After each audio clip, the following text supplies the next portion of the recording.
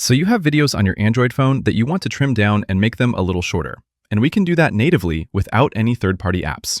I'll do this in Google Photos. If you're using a different app like the Samsung Gallery or something similar, the steps are basically the same. Some of the toggles will just look a little different. First, we'll find the video that needs to be trimmed. I'll tap the screen to view the controls on the bottom of my screen. The one we're looking for is Edit. Some phones will show you a little pencil icon.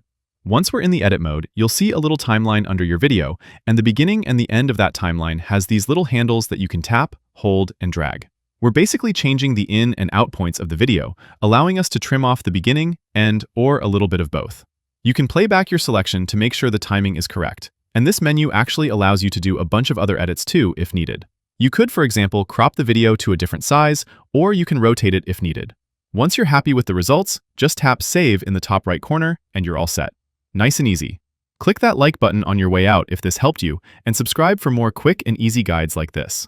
Thanks all, until next time.